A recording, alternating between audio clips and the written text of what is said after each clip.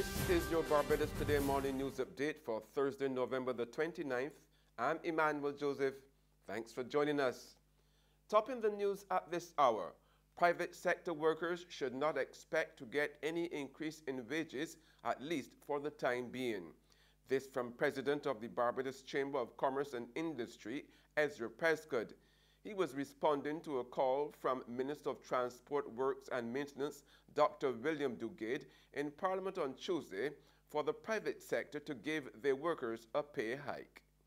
So to speak now to wage increases would be reckless of me as a representative of the private sector without having an understanding of what businesses have to really recover, because you would imagine that some would have gone through financing to keep their businesses open.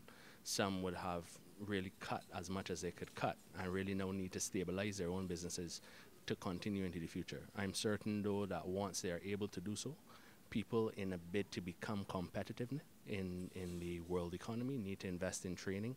They need to ensure that they have the right talent and properly positioned talent, and also ensure that the talent that they have is well rewarded. And at that point in time, and that's some ways out, I do think that they will have to address that. Opposition leader Bishop Joseph Atherley has issued a strong Independence Day message that describes government's policy towards the most vulnerable as immoral. With the country celebrating 52 years of nationhood tomorrow, Atherley says there is immorality in any policy that facilitates the greed impulse of a favored few while pretending to be interested in poverty reduction. He also suggested that the government's failure to redress the systemic disadvantages of the majority poor was immoral as well. Now, meanwhile, in its Independence Day message, the United Progressive Party says Barbados is fighting a losing battle when it comes to punching above its weight. Public Relations Officer of the UPP, Wayne Griffith, said the society has become fatigued and would therefore have to retrain and rethink its strategy. Griffith is suggesting that the country reform education, retrain its teachers, police and society at large, preparing for the new Barbadian. The deal between Sagicor Financial Corporation Limited and Toronto-based special purpose acquisition firm Align-Vest is an opportunity to grow the Sagicor operations and provide greater benefit to shareholders. This according to Group Chief Operating Officer for Sagicor Financial Corporation, Ravi Rambaran, who in a telephone interview with Barbados Day from Jamaica on Wednesday outlined further details of the plan. On Tuesday, the company announced that Align-Vest would acquire all the shares of Sagicor by way of a scheme of arrangement under the laws of Bermuda at a price of $175 per share with an aggregate value of US $536 million.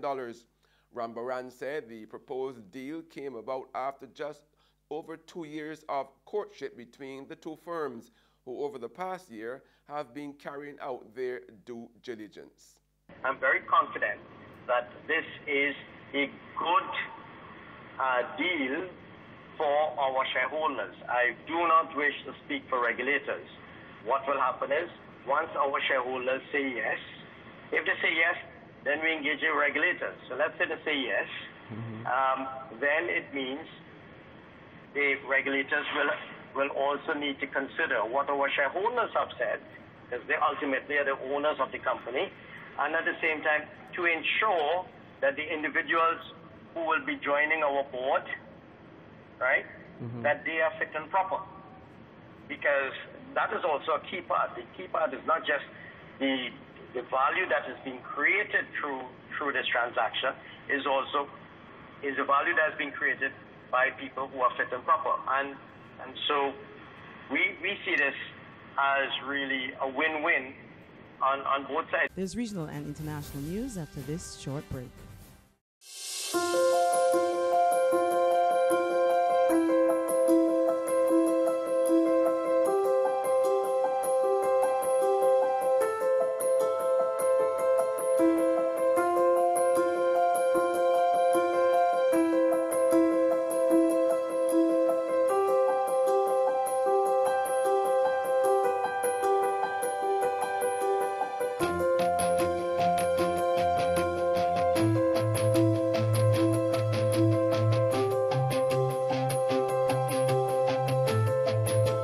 Barbados Today, news you can trust.